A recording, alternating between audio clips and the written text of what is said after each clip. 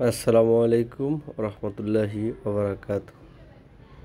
তো আমি সাভার থেকে কাশিমপুর হয়ে জেলখানা রোড হয়ে আমি গাজীপুর যাচ্ছিলাম। তো আমি এই রোডের সাথে তেমন একটা সম্পর্ক নাই আমার, আমি এখান দিয়ে যাতায়াত করি না। কিছু মানুষকে জিজ্ঞেস করলাম, আমাকে বলল ভাই এখান দিয়ে খুবই শর্টকাট। তো ভালো, রাস্তা দিয়ে যাচ্ছিলাম, এত খারাপ অবস্থা। আমি যতটুকু জানি গাজীপুরের ভিতরে প্রত্যেকটা রোডেই নাকি মেয়র পাকা করে দিয়েছে। যাক, আমি ওই ভরসায় ঢুকছিলাম, পরে দেখি খুবই বাজে অবস্থা। এবং এবং এখান দিয়ে আমি আই মানে আসার পর আমি নিজেই হতভম্ব। এই যদি হয় গাজীপুরের অবস্থা, তাহলে লোক মুখে যা শুনলাম, এটা কি শুনলাম। যাক, খুবই খানাখন্দ এবং পানি আর খুবই বাজে অবস্থা। এই যে এখান দিয়ে আমি যাচ্ছি, গাড়িটা আমার উঠতে খুবই কষ্ট হয়ে গেল। এবং প্রচুর গাড়ি এবং অটোরিকশা এই রোডটাতে। তো গাজীপুরের সাথে পরিচয় হচ্ছি আর যাচ্ছি, পরিচয় হচ্ছি আর যাচ্ছি। তো এখানেও দেখি কাদা প্রচণ্ড পরিমাণ। তো এক ভাই বললো, ভাই এখান দিয়ে না গিয়ে কষ্ট করে সামনে দিয়ে যান, এখান দিয়ে প্রচুর কাদা।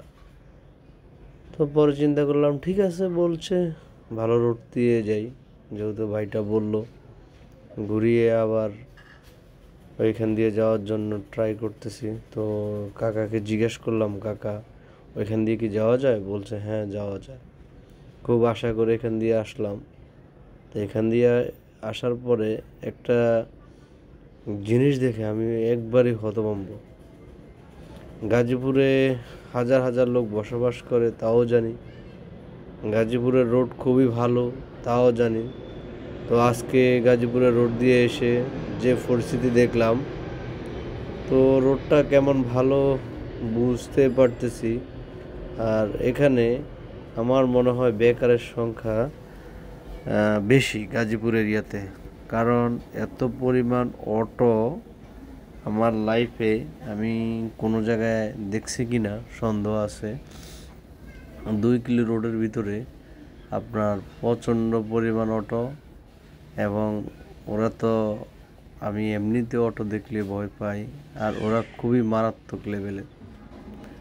ডানও বোঝে না বামও বোঝে না, ওদের কোনো প্রশিক্ষণ নাই, ওরা চলতেছে চলবে, ওদেরকে কেউ কিছু বললেও কোনো লাভ নেই। আর আসলে যারা অটো চালায় তারাও মানুষ, এটা আমি বুঝি। হয়তোবা কোনো একটা বেকার হয়ে কোনো একটা চাকরি ছিল বা একটা ব্যবসা ছিল, সর্বশেষ না পেরে এই অটোর হ্যান্ডেলটা হাতে নেয়, এটা আমি বুঝি। তা আল্লাহ পাক ওদেরকে ভালো রাখুক, সুস্থ রাখুক, এটা আমি সবসময় কামনা করি। তো ওরা কোনো প্রশিক্ষণ ছাড়াই এটা আসলে ড্রাইভারিটা করে, মানে ওদের এটা ড্রাইভিং লাইসেন্স নাই, আর এটা ড্রাইভিং লাইসেন্স লাগেও না। তো ওই থেকে তারা কোনো প্রশিক্ষণ ছাড়াই এই গাড়িগুলো নিয়ে রোডে নামে। তো ওরা যত্র যেভাবে মন চায় ওইভাবে চালায়, কেউ তাদেরকে কিছু বলার মতো কিছু নাই। তো এত পরিমাণ অটো, আসলে আমি আবারও বললি, এত পরিমাণ অটো আমি কখনো দেখি নাই। আমি গাড়িটা চালাতে আমি খুবই ভয় পাচ্ছি। ডান পাশে অটো, বাম পাশে অটো, তবে খুবই রিক্সে চালাচ্ছি। তো আল্লাহর কাছে দোয়া করতেছি মনে মনে, কখন যে আমি এখান থেকে বের হতে পারবো। আসলে যদি আপনি রোড না চিনেন, মানুষকে জিজ্ঞেস করবেন, হ্যাঁ মানুষ ভালোর জন্যই বলবে, বাট মানুষ যেটা ভালো ওইটাই বলবে, কিন্তু আপনি ওই রোডটার সাথে পরিচিত নাই, এটা আপনার মেনে নিতে হবে। তা আমি খুবই সাবধানে চালাচ্ছি, আমি খুব ভয়ও পাইতেছি। তো এইভাবে যাচ্ছি, ইনশাল্লাহ একটা সময় পরিত্রাণ পাবো। তো এখানকার অটো দেখেই আমি আসলে হতভম্ব হয়ে গিয়েছি। তো খুবই ভালো লাগলো, খুবই মানে অভিজ্ঞতা নিলাম। তো সবাই ভালো থাকবেন।